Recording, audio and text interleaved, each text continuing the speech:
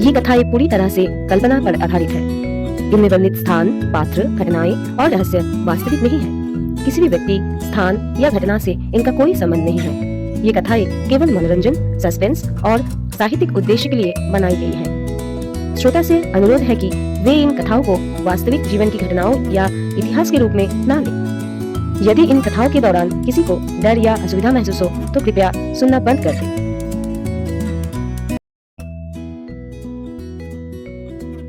रीवा के गरिमा के जीवन में आने के बाद कई हफ्ते बीत चुके थे और धीरे धीरे वो पृथ्वी का हिस्सा भी बनती जा रही थी। घर का माहौल बदल चुका था।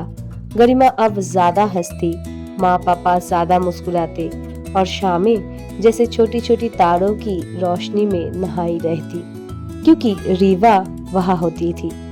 लेकिन कोई कहानी ज्यादा देर शांत नहीं रहती। एक नया अध्याय चुपचाप शुरू हो चुका था। एक शाम दोनों छत पर बैठे बादलों को तैरते देख रहे थे। अचानक रीवा ठिठक गई। उसकी आंखें चांदी जैसी चमकी। गरिमा, आसमान देखो, उसने धीरे से कहा। गरिमा ने ऊपर देखा।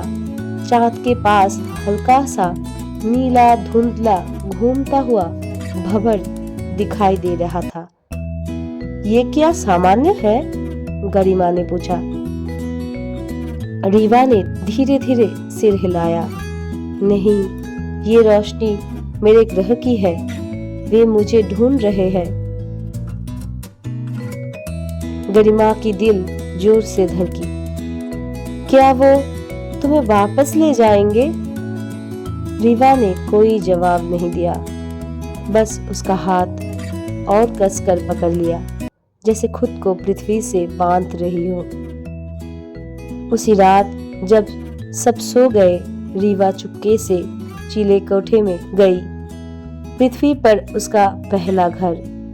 गरिमा भी पीछे पीछे पहुंच गई। आज चीले कोठा अलग लग रहा था, ठंडा, शांत, जैसे हवा भी सांस दबाकर खड़ी हो। रीवा ने पुराने संदूक के पास खड़ी होकर आंखें बंद कर ली। एक हल्की नीली लहर कमरे में फैली। एक बार, दो बार, तीन बार। गरिमा फुसफुसाई, तुम क्या कर रही हो?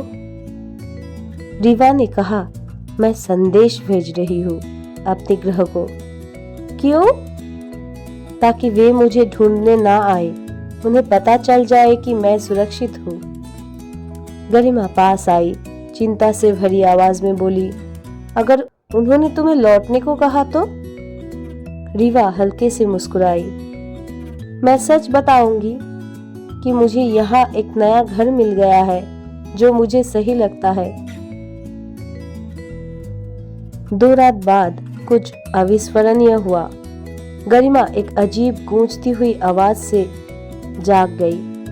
मंद संगीत जैसी हवा घंटियां बज रही हो। वो तुरंत चिले कोठे की ओर भागी। दरवाजा खोलते ही वो स्तब्ध रह गई।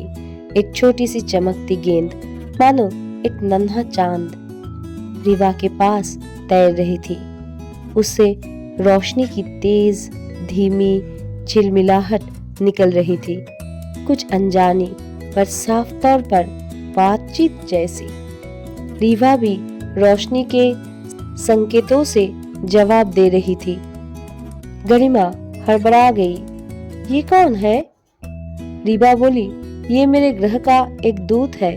ये जांचने आया है कि क्या पृथ्वी मेरे लिए खतरनाक है और क्या मुझे वापस ले जाना चाहिए। गरिमा की आंखें डर से फैल गई। पर तुम जाना तो नहीं चाहती ना? रीवा ने उसके कंधों पर हाथ रखे। मैं यही रहना चाहती हूँ, तुम्हारे साथ, तुम्हारे परिवार के साथ, लेकिन फैसला इनका होगा। अचानक उस चमकीले गोले ने लाल रोशनी फेंकी।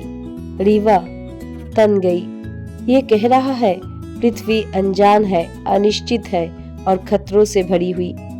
गरिमा तुरंत बोली, खतरनाक नहीं, पृथ्वी अच्छी है, हम तुम्हारे दोस्त हैं। लेकिन दूत मानो आश्वस्त नहीं था। वो नीचे आया और फर्श पर हल्की सी टक्कर दी।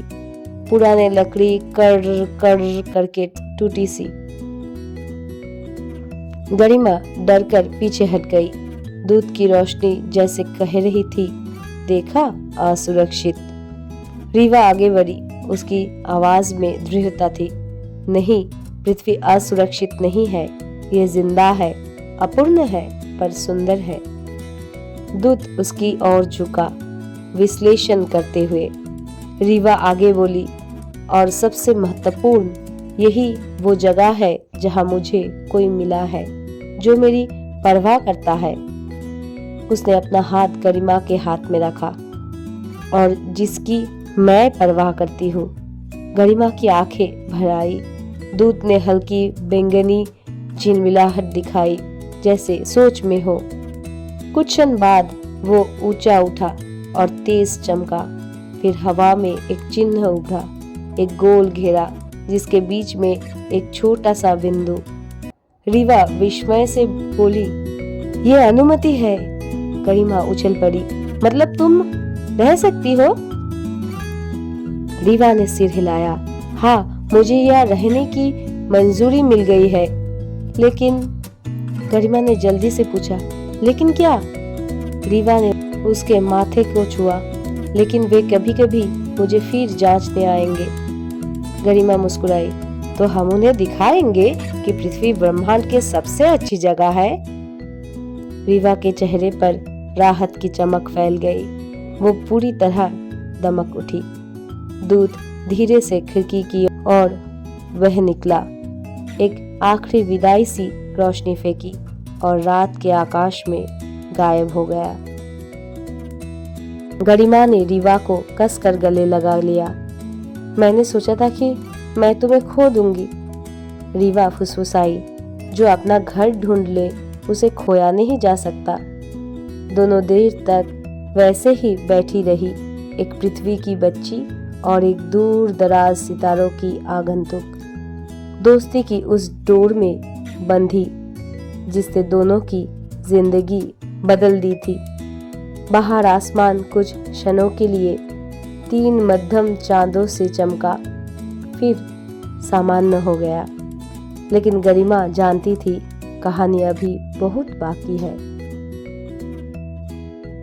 इस कहानी के नाम है 3 चांदों की रात।